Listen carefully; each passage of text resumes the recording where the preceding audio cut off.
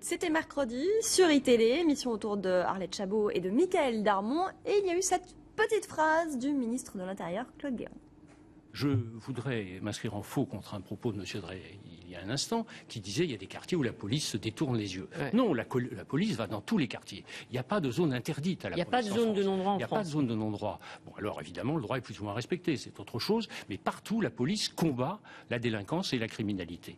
Il n'y a pas de zone de non-droit en France. Moi je trouve qu'il a raison. Il n'y a pas de zone de non-droit.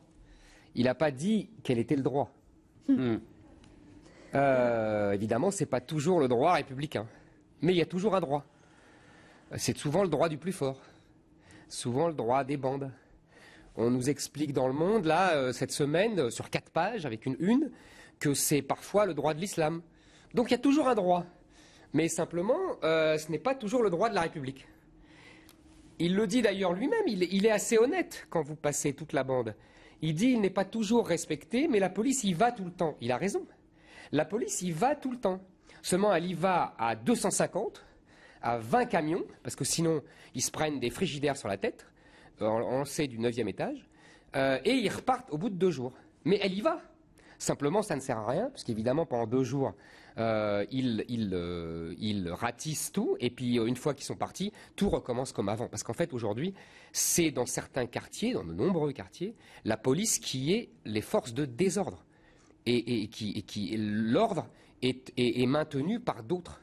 Par les clans, par les voyous, par parfois l'imam. On voit, c'est exactement ce qu'expliquait dans Le Monde. Je ne suis pas d'accord avec les analyses qu'ils en font, mais ça c'est une discussion qui nous mènerait ailleurs. Mais effectivement, il y a un ordre concurrent, un ordre qui s'est substitué à l'ordre républicain. Nicolas. Non, je me suis demandé si l'homme qui parlait était bien celui qui était ministre de l'Intérieur, qui avait été le secrétaire général de l'Élysée et puis au ministère de l'Intérieur avec Nicolas Sarkozy pendant tant d'années, et qui aurait ignoré ce qui se passe vraiment sur le terrain, parce que il peut pas dire quand même que le droit, parce que quand un ministre de l'Intérieur parle de droit, il parle de droit républicain, il parle pas de droit comme fait semblant de l'évoquer Éric Zemmour, il parle pas du droit des bandes.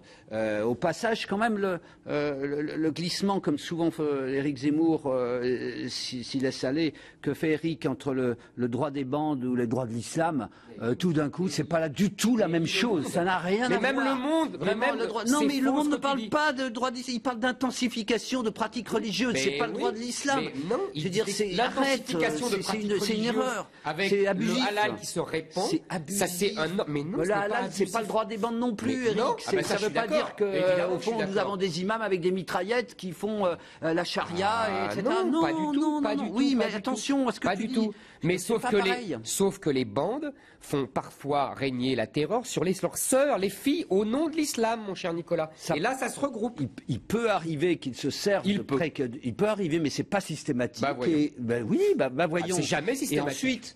Et ensuite, ça demande quand même une réflexion, et c'est là où, encore une fois, je veux dire, sur qu'est-ce qui se passe, je veux dire, sur ces intensifications de pratiques religieuses, je veux dire, elles correspondent à quoi? Mais c'est là qu'on n'est pas d'accord sur l'analyse. On n'est pas d'accord. Mais je dis, c'était pas le sujet. Du tout, non, mais c'est lié quand même. S'il n'y a pas de droit, mais je suis d'accord. Voilà pourquoi, parce que la République, plus fondamentalement, au-delà de la présence policière à laquelle qui serait insuffisante, c'est que la présence républicaine est insuffisante. C'est là qu'on n'est pas d'accord. C'est que la perspective républicaine est insuffisante. C'est là qu'on n'est pas d'accord. Parce que la ghettoïsation c'est là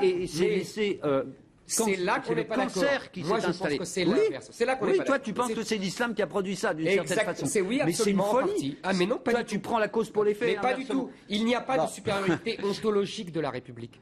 Les gens ont le droit de préférer leur religion à la République, surtout quand la religion produit un ordre juridico-philosophique qui est concurrent de la République. Que tu le veuilles ou non, c'est comme ça.